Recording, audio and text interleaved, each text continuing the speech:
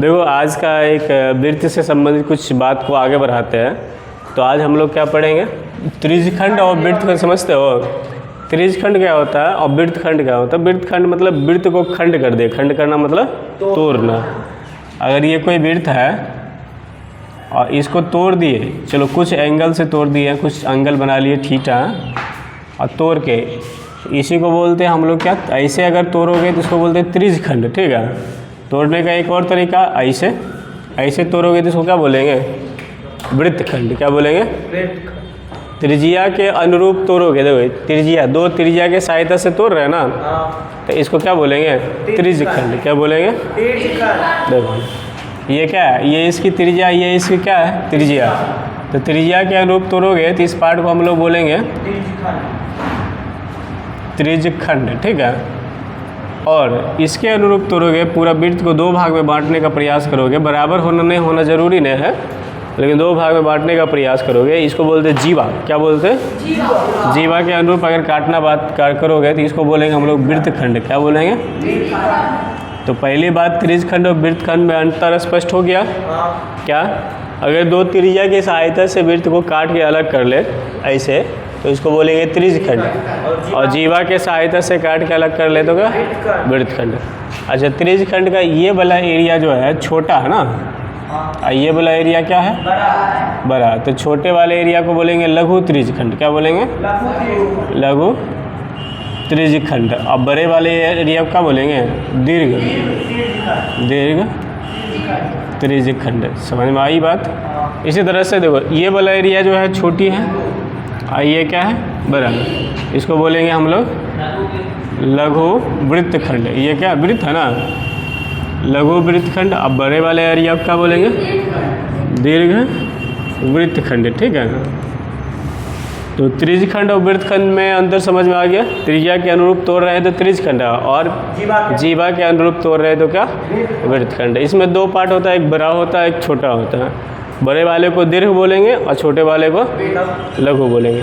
तो हम बात करते हैं यहाँ त्रिज्यखंड को पहले लेते हैं। त्रिज्यखंड में इसका क्षेत्रफल क्या होगा, या इस एरिया को अगर बात करें, ये क्या होगा इसका, ये क्या होगा, चाप। इसको बोलते हैं चाप। तो चाप की लंबाई क्या होगा, इसको बोलते हैं चाप। चाप की लंबाई और इसका क्षेत्रफल निकालने का प्रयास करते हैं। ठीक है, तो बात करते हैं पहले त्रिज्यखंड की चाप की लंबाई। इसको एल भी बोल सकते हो। तो वो चाप कहाँ क्या है, अगर इस त्रिज्यखंड को बनाए यहाँ से, तो चाप क्या बोलो, ये है चाप। ये परिधि पर है ना, परिधि का एक हिस्सा है ना, है परिधि का नहीं हिस्सा है, पूरा परिधि ये है, यहाँ से यहाँ तक पूरा परिधि हुआ। अब परिधि का बस इतना पार्ट, एक छोटा सा पार्ट है ये, है ना, परिधि का एक हिस्सा है। तो इसको बोल देंगे चाप की लंबाई L। तो चाप की लंबाई किसके सहायता से निकल सकता है, परिधि के सहायता। तो वृत्त की परिधि क्या होता है, बोले वृत्त की परिधि होता है 2πr। लेकिन 2πr करेंगे तो पूरा निकल जाएगा, इसका एक हिस्सा निकालना है।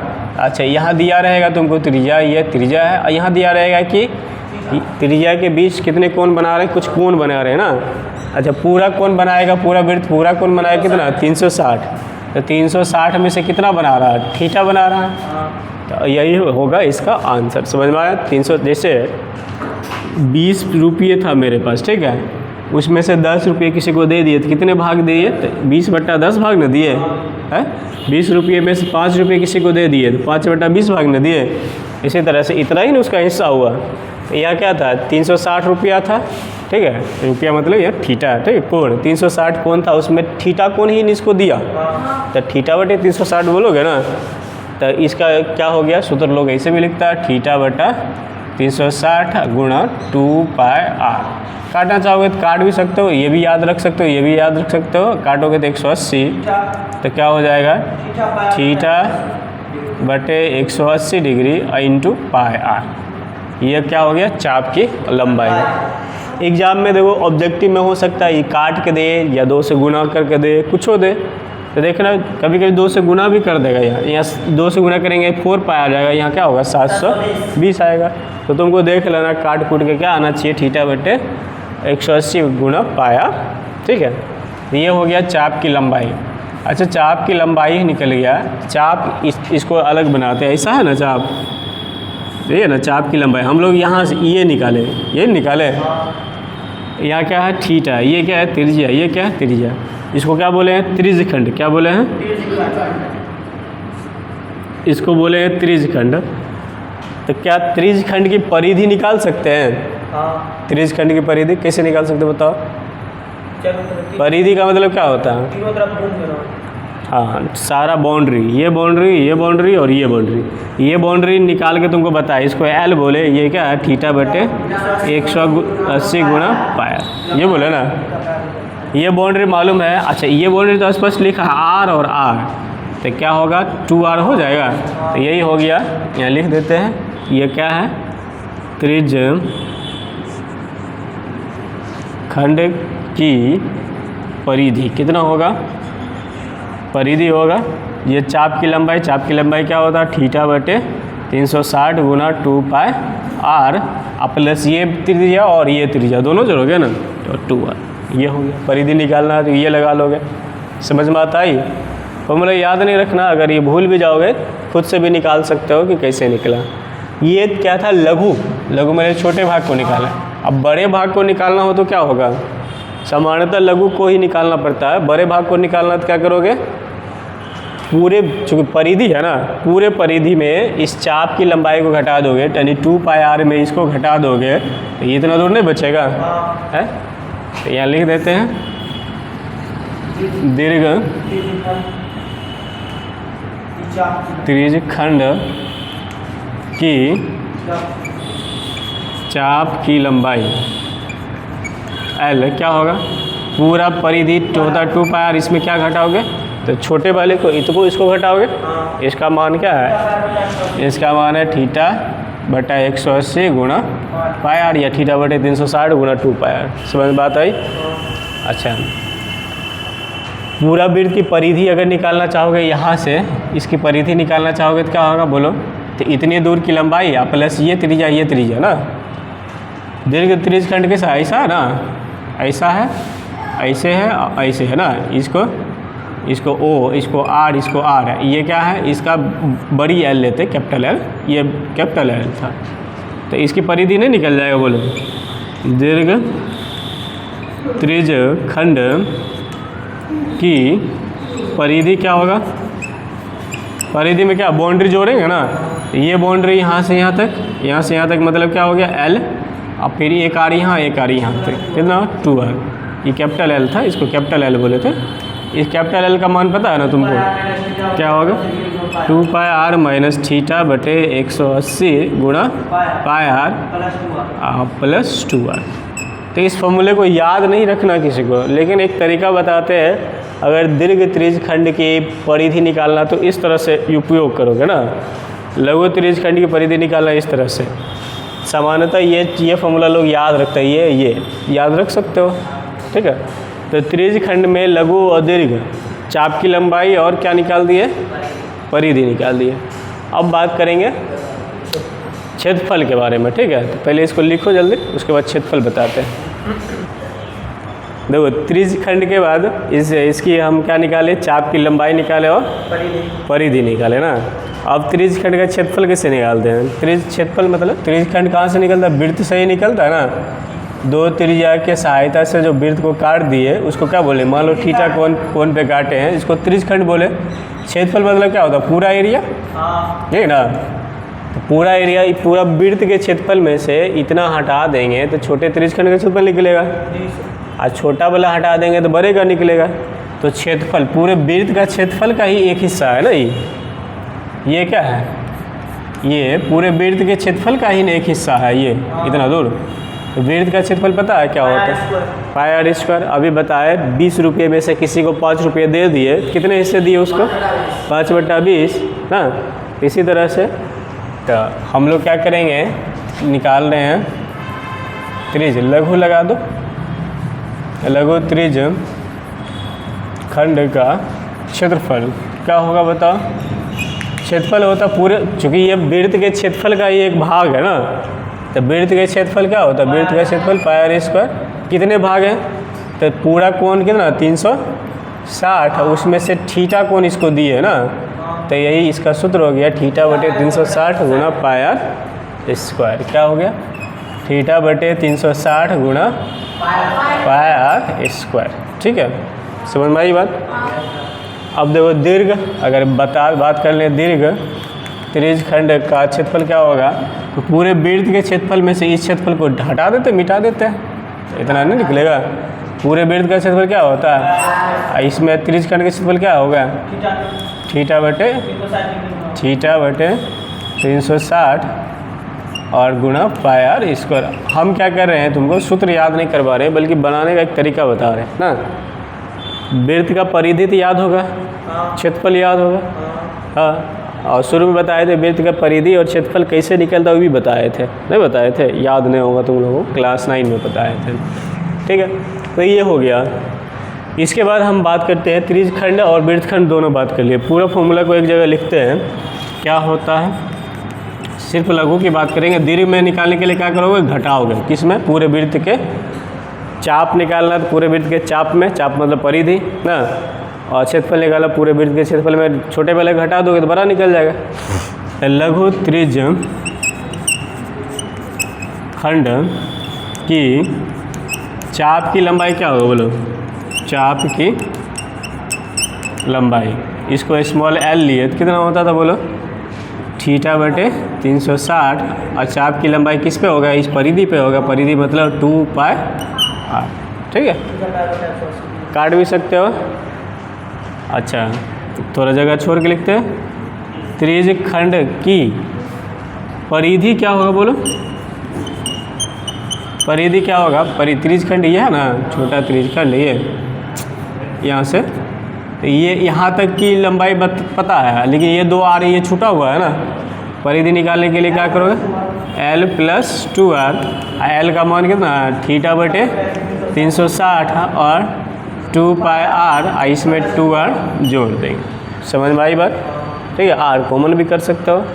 अच्छा, ऑब्जेक्ट तुम्हारे एग्जाम में ऑब्जेक्टिव में हो सकता है ये पूछ ले कि त्रिज खंड का क्षेत्रफल R में नहीं देगा, D में दे दे, ऐसा भी हो सकता है ना, तो D में भी निकालो। D मतलब व्यास, थीटा बटे 360 और 2 पाई आर के जगह क्या लिखेंगे, D बटे 2 कट गया, क्या होगा, थीटा बटे 360 और पाई इंटू डी। यह भी निकाल सकते हो ना, क्या होगा, थीटा बटे 360 और ये आ गया पाई डी, और 2R के जगह डी। इसको क्षेत्रफल को भी डी में निकाल सकते हो, नहीं निकाल सकते हैं, थीटा बटे 360 और पाई आर की जगह कितना बोलो, डी बटे 2, इसका होल स्क्वायर, तो थीटा बटे 360 और पाई डी स्क्वायर बटा 4। जैसे पूछे बता दोगे। इस सूत्र को एग्जाम में पूछा जाता है, ठीक है, ऑब्जेक्टिव में। ये सभी सूत्र में से कोई एक सूत्र दे देगा, त्रिज्या में पूछ ले या व्यास में पूछ ले, ठीक है, या 2 से गुना करके या 2 से भाग करके पूछ ले, ठीक। तो इतना समझ गया। अब आते वृत्त खंड पर। किस पे आते हैं, वृत्त खंड। इसको लिखोगे पहले इसको उतारो, उसके बाद वृत्त खंड पे आते। देखो, तो हम लोग अब आ गए हैं वृत्त खंड पे। किस पे आ गए, वृत्त खंड के बारे में बताए थे क्या होता है। चलो, ये वृत्त है, इसको जीवा के अनुरूप इसको काट दे यहाँ से, तो ये बन जाएगा वृत्त खंड ना। ऊपर वाले वृत्त को क्या बोलते हैं, लघु वृत्त खंड, नीचे वाले को दीर्घ वृत्त खंड, ठीक है। इसको क्या बोलेंगे, लघु, इसको क्या बोलेंगे, दीर्घ, और इसको बोलते हैं वृत्त खंड, ठीक है। इसको बोलते हैं वृत्त खंड, ठीक है। लघु वृत्त खंड और दीर्घ वृत्त खंड, ठीक है। अब देखो, इसका हमको निकालना होगा, क्षेत्रफल निकालना होगा, और परिमाप तो इसका निकाल नहीं सकते हो, परिमाप यही होगा, इसको काटोगे तो इतना दूर हो जाएगा, लेकिन एंगल दिया नहीं रहा है तो परिमाप कैसे निकालेंगे, तो सिर्फ निकालेंगे इसका क्या, क्षेत्रफल। क्षेत्रफल निकालने के लिए यहाँ से एक त्रिज खंड बनाते हैं। देखो, यहाँ से थीटा कोण पर 2 त्रिज्या मिला दिए, ये क्या बना, पूरा बना त्रिज खंड। इसको इस जीवा को मिला दिए तो ये क्या बना, ये वृत्त खंड ने बना, ये वृत्त खंड बना। देखो, इन्हें है वृत्त खंड, ये क्या हो गया, वृत्त खंड, लघु वृत्त खंड। अब देखो क्या करना है, इस पूरे का क्षेत्रफल तो हमको मालूम है ना, पूरा तो क्या था, त्रिज खंड, और त्रिज्य खंड के क्षेत्रफल में हमको इसका क्षेत्रफल निकालना, ये त्रिभुज का क्षेत्रफल हटा दे तो नहीं हो जाएगा? हाँ, त्रिभुज का क्षेत्रफल क्या करेंगे, हटा देंगे तो क्या होगा, इस वृत्तखंड का क्षेत्रफल निकल जाएगा। तो लघु वृत्तखंड का क्षेत्रफल क्या हो गया बोलो? लघु वृत्तखंड का क्षेत्रफल क्या होगा? ये होगा त्रिज्य खंड का क्षेत्रफल पूरा, यहाँ से यहाँ तक पूरा निकाल लेते हैं, पता है त्रिज्य खंड का क्षेत्रफल माइनस करना पड़ेगा इस त्रिभुज का क्षेत्रफल। ना, त्रिभुज का नाम OAB दे देते हैं, त्रिभुज OAB का क्षेत्रफल। अब देखो त्रिभुज का क्षेत्रफल कैसे निकालोगे, तो देखना पड़ेगा ये कौन सा त्रिभुज होगा। अगर ये R है तो ये R है, तो ये कौन सा त्रिभुज होगा? समद्विबाहु त्रिभुज। समद्विबाहु त्रिभुज का क्षेत्रफल कैसे निकालते, याद है फॉर्मूला? नहीं याद है? चलो नहीं याद है तो त्रिकोणमिति पर आ चुके हैं, त्रिकोणमिति का उपयोग करना। यहाँ कोण दिया रहेगा ना, इसको आधा काट देना। यहाँ थीटा है तो क्या होगा, θ/2 है, ये होगा θ/2। तो यहाँ से क्या निकलेगा, ये देखो क्या है, अगर इस त्रिभुज में चले तो ये समकोण त्रिभुज, त्रिभुज किधर बनाते हैं, आइए बना लेते हैं उस त्रिभुज को। तो क्या करेंगे, यहाँ थीटा होगा तो ये क्या होगा, θ/2 है, यहाँ θ/2, पूरा थीटा था ना, ये क्या है, त्रिज्या है, ये क्या है, त्रिज्या है। तो इस त्रिभुज का क्षेत्रफल क्या होगा, 1/2 आधार गुना ऊंचाई होगा ना, सिंपल मान लेते हैं अगर नहीं याद है। तो ऊंचाई इसका है ये, यानी OAB और ये C, ऊंचाई OC है। आधार क्या है, आधार इसका यहाँ से यहाँ तक आधार क्या है, AB है, ठीक है। तो आधार निकालने के लिए इस त्रिभुज, छोटे त्रिभुज से चलेंगे, लिखेंगे त्रिभुज OAB का क्षेत्रफल ज्ञात करना ना, क्षेत्रफल क्या हो जाएगा, ये हो जाएगा 1/2 आधार, आधार इसका है AB और ऊंचाई कितना, OC। तो AB नहीं पता है तुमको, ना ही OC पता है ना, तो AB OC को निकालना पड़ेगा। कैसे निकालोगे, तो हम चलते हैं इस त्रिभुज में, त्रिभुज OCA में, OCA में चलोगे, यहाँ देखो ये 90 डिग्री का कोण बना, तो ये क्या होगा, लंब, हाँ कर्ण, ये हो गया कर्ण। ये क्या होगा, लंब कैसे होगा, ये कोण है तो ये हुआ लंब, ये होगा आधार। तो तुमको क्या निकालना, पहली बार में क्या निकालना चाहते हो, जो निकालना चाहते निकालो। चलो इसको निकालते हैं, OC को। OC क्या होगा, ये थीटा है तो ये क्या होगा बोलो, ये लंब होगा, ये आधार होगा ना। तो तुमको मालूम है R और निकालना है आधार, यानी कि कर्ण मालूम है, ये क्या है बोलो, कर्ण, और ये क्या है, आधार, और ये क्या है, कर्ण मालूम है, निकालना आधार। कौन सा कर्ण आधार, कौन सा सूत्र में लगता है बोलो, साइन कॉस टेन, कौन किस में, कर्ण आधार, हाँ कॉस में। कॉस थीटा बराबर क्या होता है, आधार बटा कर्ण। तो यहाँ से लगाते हैं कॉस थीटा, थीटा की जगह θ/2 बराबर आधार, आधार कितना बोलो, आधार इसका OC और बटे कर्ण, कर्ण क्या R, OA मतलब R। यहाँ से OC निकालेंगे, OC बराबर R इंटू कॉस θ/2। ये थीटा का मान दिया रहेगा, निकाल लोगे OC, ठीक है। OC निकल गया, यानी कि लंब निकल गया। अब इसको निकालते हैं। अच्छा, E जितना दूर होगा उतना ही दूर ये होगा, काहे कि यहाँ पे लंब डालें, परपेंडिकुलर है, ठीक है, लंब समद्विभाजक है। ये जो दूरी होगा वो भी दूरी ये, क्योंकि यहाँ पे इधर भी थीटा की R/2 है, ये R है, दोनों त्रिभुज बराबर है ना। तो यहाँ से क्या लिख करेंगे, हमको निकालना है AC मतलब लंब निकालना, दिया क्या है, कर्ण। लंब कर्ण किस में लगता है, साइन में। तो साइन थीटा लगाओगे, साइन θ/2, तो क्या होगा बोलो, लंब, लंब कितना है, AC बटे कर्ण कितना R। यहाँ से AC निकल जाएगा, AC बराबर क्या होगा, R इंटू साइन θ/2। जब ये इतना दूर निकल गया, अगर ये sine theta R into sine θ/2 है, तो ये भी तो वही होगा ना, R इंटू साइन θ/2, दोनों बराबर चीज़ है। तो यानी कि AB क्या होगा, AB निकालोगे तो 2 इंटू R इंटू साइन θ/2, 2 बार होगा ना, ये नहीं होगा। तो क्षेत्रफल निकालना, क्षेत्रफल जगह रख दो। तो क्षेत्रफल क्या होगा, त्रिभुज OAB का क्षेत्रफल क्या होगा, क्षेत्रफल बोलो 1/2 आधार, आधार यानी कि AB गुणा ऊंचाई OC 1/2 आधार ए भी निकाला है तुम क्या 2 into R sine theta by 2 और OC क्या निकाला OC ये निकाला R cos theta by 2 R cos theta by 2। ठीक है, यहाँ से क्या हो जाएगा 1/2 क्या करें आर स्क्वायर बाहर निकाल लेते हैं तो आर स्क्वायर इस 2 को इसके साथ रख देते हैं 2 साइन थीटा बाई 2 और कॉस थीटा बाई 2। समझ में आया। अब देखो यहाँ से तुमको एक खाली याद रखना इस बात को +2 में जाके पढ़ोगे 12th में जाके हम एक फॉर्मूला तुमको आसान सा दे लेते हैं कि किसी त्रिभुज का क्षेत्रफल कैसे निकालोगे। ठीक है, तो ये 2 sine theta by 2 cos theta by 2 का मतलब होता है सूत्र होता है इसका साइन थीटा। इसका मतलब क्या होता है साइन थीटा। तो 1/2 आर स्क्वायर और क्या हो जाएगा साइन थीटा। समझा, ये इसका फॉर्मूला होता है साइन थीटा बराबर की 2 साइन थीटा बाई 2 और कॉस थीटा बाई 2 होता फॉर्मूला सूत्र होता है जो कि +2 में। तो एक बात को अभी ध्यान में रख लो, इसका मतलब होता है साइन थीटा। तो त्रिभुज का क्षेत्रफल यहाँ जो त्रिभुज है उसका क्षेत्रफल क्या होगा 1/2 आर स्क्वायर साइन थीटा बटे 2। आर मतलब क्या है त्रिज्या, और थीटा तो दिया रहेगा उसका साइन निकालना, साइन निकाल लोगे ना बस हो गया ख़त्म। समझ में आई बात। और नहीं तो यहाँ से भी याद रखो, अगर ये याद नहीं रहेगा ये याद रखो 1/2 are square 2 sine theta by 2 cos theta by 2।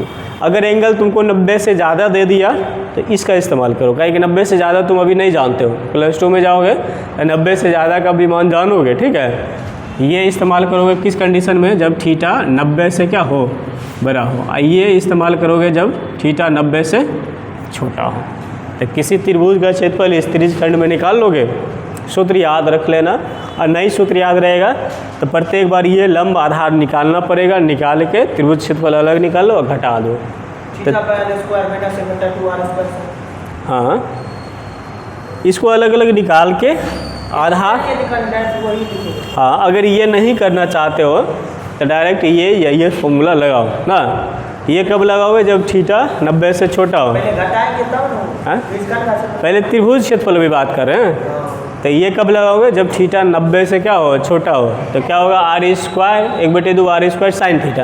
अगर थीटा 90 से बड़ा हो तो बस इसको 2 में तोड़ दो, क्या लिखोगे 1/2 आर स्क्वायर 2 साइन थीटा बटे 2 कॉस थीटा बटे 2। समझ में आई बात। हाँ, इसको लिख लेना। अब त्रिज्य खंड का क्षेत्रफल क्या होगा, इसको मिटा दें, इसको थोड़ा मिटाते हैं, इधर मिटाते हैं, यहीं पे लिख देते हैं त्रिज्य खंड का क्षेत्रफल। देखो यहाँ त्रिज्य ने वृत्त खंड न था, वृत्त खंड का क्षेत्रफल क्या आ जाएगा बोलो। वृत्त खंड त्रिज्य खंड का क्षेत्रफल माइनस त्रिभुज के क्षेत्रफल ना। त्रिज्य खंड का क्षेत्रफल पहले से पता है ना क्या होता है थीटा बटे 360 और पाई आर स्क्वायर माइनस त्रिभुज का क्षेत्रफल क्या होता है बोलो। त्रिभुज क्षेत्रफल होता है 1/2 आर स्क्वायर साइन थीटा बोलो, या इसका इस्तेमाल नहीं करना चाहोगे तो क्या करोगे इसका इस्तेमाल कर लेना। ठीक है, दोनों लिख दें, दोनों लिख देते हैं, लिख देते दोनों, शांत रहो, दोनों लिख देते हैं। यहाँ कब इस्तेमाल करोगे जब थीटा 90 से क्या हो छोटा हो ना। और इसको मिटाते हैं, मिटा दें, यही लिख देते हैं। थोड़ा एडजस्ट कर लो, थीटा बटे 360।